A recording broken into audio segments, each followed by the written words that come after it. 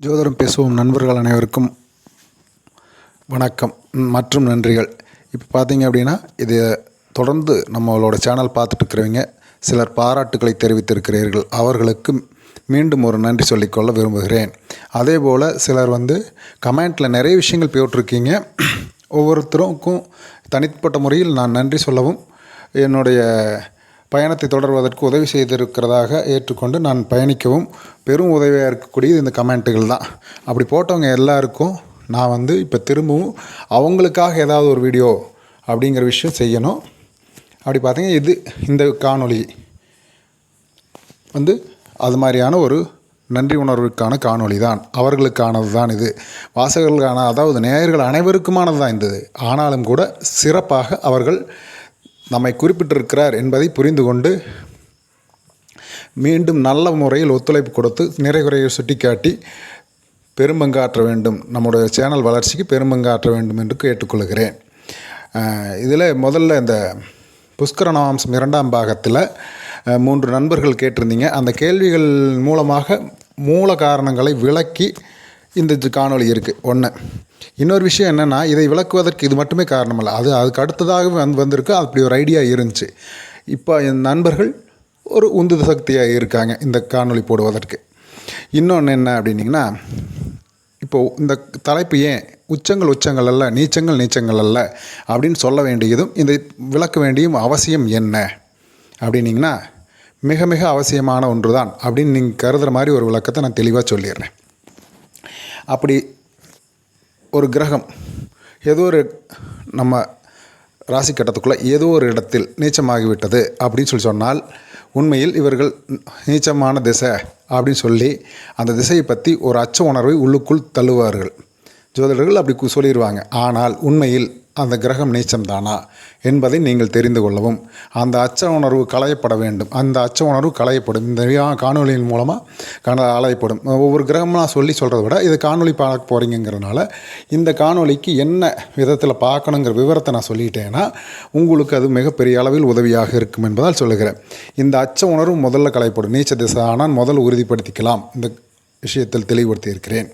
இது களையப்பட்டது போக உண்மையிலேயே அப்படிப்பட்ட நிலை இதானா இல்லையான்னு தெளிவுபடுத்தினதுக்கப்புறம் நீங்கள் அதுக்கு மாற்று ஏற்பாடுகள் என்ன செய்து கொள்ளலாம், உண்மையில் நீச்சல் நிலைதானா என்பதை தெளிவுபடுத்திக்கொள்வீங்க. அதுக்கடுத்து மாற்று ஏற்பாடுகள் என்ன செய்து கொள்ளலாம் என்பதையும் நம்பிக்கையை வளர்த்து கொள்வதற்கான, அடுத்து எதிர்கொள்வதற்கான, அந்த மூலமாக தீர்வு காண்பதற்கான எல்லாவித திட்ட அமைப்புகளையும் காண்பதற்கும், உங்கள் வாழ்வில் எதிர்கொள்வதற்கு திட்ட அமைப்புகளை உருவாக்கி கொள்வதற்கும், செயல்பாடுகளில் மாற்றங்களை செய்து கொள்வதற்கும் இது பெரிய உதவியாக இருக்கும். அதேபோல் ஒரு கிரகம் உச்சம் என்றால் இவர்கள் கனவுகளை வளர்த்துவது போல, பெரும் கனவுகளை வளர்த்துவது போல பேசுவார்கள். உண்மையில் அந்த கிரகம் அப்படிப்பட்ட பலன்களை தருமா, நாம் அந்த கனவுகளுக்குள் சென்று விடலாமா அப்படின்னு பெரும்பாலும் நம்ம சொல்லும்போது மன மகிழ்ச்சியாகும். ஆனால் கற்பனைகளுக்குள் போயிட்டு ஏமாற்றங்களை சந்திக்கும் போது மிகப்பெரிய அளவில் இந்த கலையின் மீது அவநம்பிக்கை ஏற்படுவதற்கு ஒரு வாய்ப்பு உள்ளதாக இருக்குது. அப்படி இல்லாமல் உண்மையில் கனவுகளுக்குள்ளே தள்ளுறாங்கன்னா நீங்கள் தெளிவாக இருந்தால், இதை பற்றி நம்மளுக்கு தெரிஞ்சால் தானே நம்ம அதுக்கடுத்து அவங்ககிட்ட என்ன பேச முடியும், பேசணும் அப்படிங்கிறது சரியாக புரியும். அதனால் இந்த நீச்சங்கள் உண்மையில் நீச்சங்கள் தானா அப்படிங்கிறதையும் தெளிவுபடுத்தி, உச்சங்கள் முழுமையான உச்சங்கள் தானா, நல்ல பலன்கள் கட்டாயமாக தருமா, அல்லது மிதமான பலன்கள் தருமா, அல்லது மாற்று விதமான பலன்களை தருமா என்பதையும், அதனுடைய தன்மை என்ன அப்படிங்கிறதையும், நவாம்சத்தில் அது இடம்பெற்ற இடங்களையும், அது எப்படி பிரதிபலிக்குங்கிறதையும் நம்ம முடிஞ்ச வரைக்கும் அதில் தெளிவுபடுத்தி சொல்லியிருக்கிறோம். இதன் மூலமாக என்னென்னா, அவங்க கனவுக்குள்ள காசு பார்க்கறதுக்கு முன்னாடி மிகப்பெரிய உங்களுக்குள்ள அது வெறும் மகிழ்ச்சி மாயத்தன்மையோடு ஒளிஞ்சு போகாமல் உச்சம் பெற்றவர்கள் தெளிவுபடுத்தி, இதுதான் இப்படித்தான் இருக்குது. ஏன் அப்படின்னா, அம்சம் பெரியவங்க எல்லாருமே ராசி கட்டத்தை விட அம்ச கட்டத்துக்கு மிகப்பெரிய அளவில் முக்கியத்துவம் கொடுத்துருக்கிறார்கள். அப்படிங்கிற விவரம் நம்மளுக்கு தெரியணும். அதேபோல் அது எங்கே இருக்கிறது, என்ன விதமான பிரதிபலிக்கிறது அப்படிங்கிறதையும் தெரிஞ்சுக்கிட்டிங்கன்னா, அவர்களோடு இந்த மாதிரி கனவுகளில் தள்ளுவதோ அச்ச உணர்வு உருவாக்கும் போதோ உங்களால் அவர்களோடு தற்கையிலாக எதிர்கொள்ள முடியும். ஒன்று. அதேபோல் அதற்கேற்ற திட்டங்களை, அதற்கேற்ற வாய்ப்புகளை, அதற்கான சூழ்நிலைகளை உங்கள் வாழ்வில் உருவாக்கி கொள்ள முடியும். இது ரெண்டுக்கும் மிகப்பெரிய அளவில் இந்த காணொளி உதவியாக இருக்கும். எதையும் எதிர்கொள்வதற்கு மிகப்பெரிய அளவில் சமாளித்து கொள்வதற்கும் இது பெரிய உதவியாக இருக்கும். அப்படி மாற்றித்தான் இந்த காணொளியை உங்கள் கைகளில் கொடுத்திருக்கிறேன். தற்கையிலாகவும் வாதாடலாம், அதே நேரத்தில் உங்களுக்கு பயன்பாடாகவும் இதை பயன்படுத்தி கொள்ளலாம் என்பதற்காகத்தான் இந்த காணொளியை உருவாக்கப்பட்டிருக்கிறது. இந்த காணொளியை அந்த பார்வையில் பார்க்க வேண்டும் என்று கேட்டுக்கொண்டு, இனி உச்சங்கள் அல்ல, நீச்சங்கள் அல்ல அப்படிங்கிற விஷயத்தை ஏன், எப்படி, எதற்கு அப்படிங்கிற விஷயத்தில் தெளிவாக சொல்லிட்டு போகிறோம். ஒவ்வொரு ராசிக்குள்ளேயும் 9 பாதங்கள் இருக்குது. இது 3 பகுதியாக பிரிக்கப்பட்டிருக்குது. எப்படி பிரிக்கப்பட்டிருக்குது?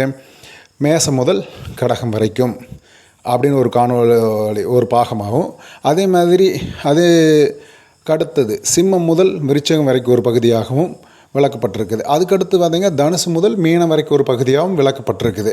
அது போக உபரி கருத்துக்கள் தேவைக்கேற்ப அந்த உட்பு கருத்துக்களையும் வாங்கி சொல்லியிருக்கிறோம். இப்படி இந்த காணொளியை கொண்டு செல்வதற்கு மட்டும்தான் இதில் சாத்தியம் இருக்குது. ஒரு பாகம் எச்சானாலும் கூட, அதிகப்படியாக ஆகிவிட்டாலும் கூட, அதன் தொடர்ச்சி அடுத்ததில் இருக்குதுன்னு தெரிஞ்சுக்கிட்டு நீங்கள் தொடர்ந்து இந்த காணொளியில் காணும்போது அந்த நிலையை புரிந்து கொள்ளலாம். இப்போது காணொளிக்குள் சென்று தெளிவு பெற்றுக்கொள்வதற்கு நாம் பயணிக்கலாம். சரி, இன்றைக்கி காணொளிக்குள்ளே போயிடலாம்னு நினைக்கிறேன்.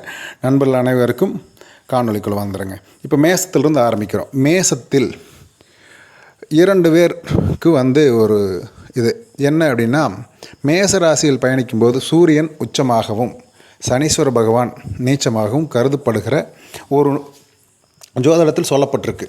அந்த விஷயம் அப்படித்தான் சொல்லப்பட்டிருக்குது. அங்கே இருந்தாவே முழுக்க நீச்சமாக சனீஸ்வர பகவான் அப்படிங்கிறதையும், அங்கே இருந்தாவே முழுக்க உச்சமாக சூரிய பகவான் அப்படிங்கிறதையும் தான் நம்ம பிரித்து சொல்ல போகிறோம். சரி, ஏன் இப்போது அங்கே முதல்ல இந்த இடத்தில் இடம்பெற வேண்டாம் என்றால், நவாம்சத்தில் இந்த இடத்துல இடம்பெறணும் அப்படின்னா குரு பகவானுடைய சாரம் அல்லது கேதுவனுடைய சாரம் அல்லது சந்திரனின் சாரம் பெறும்போது மேசத்திலிருந்து கடகம் வரைக்கும் அந்த கிரகம், எந்த கிரகம் எங்கே என்ன விஷயத்தில் நின்னாலும், இந்த கிரகங்களின் நட்சத்திரங்கள் 3 நட்சத்திரங்கள்லேயும் எந்த கிரகம் எந்த இதில் பயணப்பட்டாலும் நிச்சயமாக இந்த மேசத்திலிருந்து கடகம் வரைக்கும் தான் நவாம்சத்தில் இடம்பெற்றிருக்கும். சரிங்களா? இதில் ஃபஸ்ட்டு விஷயமாக சூரியன் உச்சம், சனீஸ்வர பகவான் நீச்சம் சொல்லியிருக்கோம். இப்போ சனீஸ்வர பகவான் நீச்சத்தை முதல்ல எடுத்துக்குவோம். இப்போ நீச்சம் பெற்று விட்டாரா, அப்போ அது பலன் தரமாட்டாரா? நீச்ச பலன் தான் தருவாரா? அவரே ஒரு நீச்ச கிரகம் தானே. அப்போ நீச்சம் பெற்று விட்டார், என்ன லக்னமாகவும் இருக்கட்டும், 12 லக்னத்தில் எதுவாகவும் இருக்கட்டும், அப்படித்தான் பலன் தருவாரான்னு கேட்டால் சரி. இப்போது அசுபதி நான் சொல்லியிருக்க கேதுவின் நட்சத்திரம், அங்கே இருக்கக்கூடிய நட்சத்திரங்கள் பாருங்கள். அசுபதி, பரணி, கிருத்திகை 1ஆம் பாதம் வரைக்கும் இருக்குது. அசுபதி 1ஆம் பாதத்தில் இடம்பெற்றால் அவர் எங்கே நிற்பார்? 1ஆம் பாதம் கண்டிப்பாக மேசத்தில் இடம்பெறும். அப்படி பார்த்தால் நீச்சத்தில் அவர் அம்சத்திலும் மேசராசியிலே இருப்பார், ராசி கட்டத்திலையும் அங்கே அதே ராசியில் மேசத்தில் இருப்பார். அப்படி பார்த்தா அதுக்கு பேர் நீச்ச வர்க்கோத்தமம். நீச்சம் பெற்று ஒரு கிரகம் இருந்தாலும் அம்சத்தில் வர்க்கோத்தமம் ஒரே இடத்தில் வருமானால் அது ஆட்சி பெற்ற பலத்தை பெற்றுவிடும் என்பது ஜோதிட விதி. அப்படி பார்த்தா இது எப்படி நீச்சம்னு ஏற்றுக்கிறது? இந்த கேள்வி நீங்கள் கேட்டுக்கொள்வீர்களானால் மிக தெளிவாக புரிந்து கொள்ளுங்கள். நீச்சம் ஆகவில்லை, இதை புரிஞ்சுக்கிட்டிங்கன்னா நான் ஏன் நீச்சங்கள் எல்லாம் உச்சங்கள்னு சொல்கிறக்கு. அடுத்தது இன்னொரு விஷயம் பாதத்தில் பார்ப்போம். அசுபதி 2ஆம் பாதம்னா சுக்கிரன் வீட்டில் அமைஞ்சிரும். அங்கே நீச்சம் போக்குவரத்து எதுவுமே கிடையாது அவருக்கு. அடுத்தது 3ஆம் பாதம் மேசத்துக்கு போயிடும், 4ஆம் பாதம் கடத்துக்கு போயிடும். அதே மாதிரி பரணி 1ஆம் பாதம் சிம்மத்துக்கு போயிடும், பரணி 2ஆம் பாதம் அம்சத்தில் கன்னிக்கு போயிடும். அதே மாதிரி பரணி 3ஆம் பாதம் இப்போ அவர் உச்சம் பெற்றுவார். உண்மையில் இங்கே நீச்சம் சொன்னாலும் கூட அம்சத்தில் அவர் உச்சம் பெற்று விடுவார். அப்படி உச்சம் பெற்று விட்டால் உச்ச பலன் தான் தருவாரே தவிர நீச்ச பலன் இந்த மேசத்தில் நிற்கிறதுனால நீச்ச பலன் ஆயிரும் அப்படின்னு இவங்க சொல்கிற விஷயம் நடக்காது. உச்சம் பெற்றதற்கான பயன்பாடுகளை அவரை அழுத்தம் திருத்தமாக நற்பலனாக மாற்றி தருவதற்கு கர்மாவில் ஈடுபட்டிருப்பது முற்கர்மாவு நற்பலன்ற விஷயத்தில் போகும். அடுத்தது பரணி 4ஆம் பாதம் நாள் விருச்சகத்துக்கு வந்துடும். பரணி அங்கே வந்து விருச்சகத்துக்கு அம்சத்தில் இருப்பார். அந்த தன்மையில் தான் இயங்கி கொடுப்பார். அதே மாதிரி இங்கே இன்னொரு விஷயம் இருக்குது. கிருத்திகை 1ஆம் பாதம் இருக்குது. அந்த கிருத்திகை 1ஆம் பாதம் தனுசில் வரும். இந்த தனுசுக்கும் ஒரு பெரிய விஷயம் இருக்குது. என்ன அப்படின்னிங்கன்னா, தனுசு அம்சத்தில் தான் அவர் இருப்பார். குருவோடு சேர்ந்த அம்சத்து விஷயத்தில் தான் அவர் பலன் தருவார். இதைவே இந்த பாதங்களை சூரியனும் நகர்த்திட்டே போகலாம். சூரியன் அசுபதி 1ஆம் பாதத்தில் இருந்தால் வர்க்கோத்தமம் பெற்று விடுகிறார். உச்ச வர்க்கோத்தமம் இது. 2ஆம் பாதத்தில் இருந்தால் அப்படியே நகர்த்திட்டே வந்தீங்கன்னா, அப்போது 2ஆம் பாதம் ரிஷபம், 3ஆம் பாதத்தில் மிதனம், 4ஆம் பாதத்தில் கடகம். இதே பரணி 1ஆம் பாதத்தில் உச்ச வலுவைக்கு தரமாட்டார். ஆட்சி வலுவை பெற்றிருப்பார். ஆட்சி வலுவில் தான் அவர் இயங்குவார். அதே மாதிரி பரணி 2ஆம் பாதத்தில் இருந்தால் கண்ணியில் இருக்கிறதா அர்த்தம். கண்ணியில் இருந்தால் என்னவெல்லாம் பணம் தருவாரோ அந்த அம்சத்தில் தான் அவர் இயங்குவார்.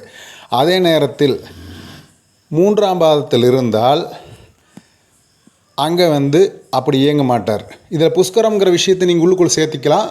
அதில் நான் தனித்தனியாக பேசினேன்னா நேராக டைம் பிடிக்கும். புஷ்கரம் நவாம்சம் பார்த்துக்கிட்டு நீங்கள் வந்து பேசுனீங்கன்னா புரிஞ்சுக்குவீங்க. இந்த இடத்தில் அவர் நீச்ச பலன் அப்படிங்கிறதும் இது இருக்குது. ஆனால் நீச்சம் பெற்று விட்டாரா முழுமையான பார்த்தா புஷ்கரம் பெற்று விட்டாருங்கிறதையும் நீங்கள் எடுத்துக்கணும். அப்படி கிரகங்களின் இயல்புகளில் தன்மைகளில் மாற்றங்கள் நிறைய இருக்கிறது தெரியாமல் இவங்க சொல்லி அச்சம் உணர்வு ஊட்டுறாங்களே, அதை நீங்கள் உடச்சேரிங்க அப்படிங்கிறது தான். அப்படியெல்லாம் இருக்கா இல்லையான்னு தெரிஞ்சுக்குங்க, தெளிவு வருங்க அப்படிங்கிறதுக்கு தான் இதை போட்டிருக்கிறோம்னு சொல்லிட்டேன். அடுத்தது பாதம் பரணி நட்சத்திரம் 4ஆம் பாதம் விருச்சிகம். அதே மாதிரி அவர் சுயசாரம் பெற்று, சூரியன் சுயசாரம் பெற்று கிருத்திகை 1ஆம் பாதத்தில் நின்னால் தனுசில் நிற்பார். இந்த பலனும் அந்த பலனுக்கு மாறுதா? இந்த ஒரு ராசி பேசியிருக்கோமா? அடுத்த ராசிக்கு அடுத்ததில் மறுபடியும் பேசுவோம். அடுத்த காணொலியில் காணுங்கள் 2ஆம் பாகத்தில். நன்றி, வணக்கம். நாம் நிறைவாக செய்திருக்கிறோம் என்று நம்புகிறேன். நிறைய உரைகளை சுட்டிக்காட்டுங்கள், கமெண்ட் போடுங்க. நன்றிகள், வணக்கங்கள். மேலும் தொடர்ந்து பயணிப்போம். 2ஆம் பாகத்தில் சந்திப்போம். நன்றி, வணக்கம்.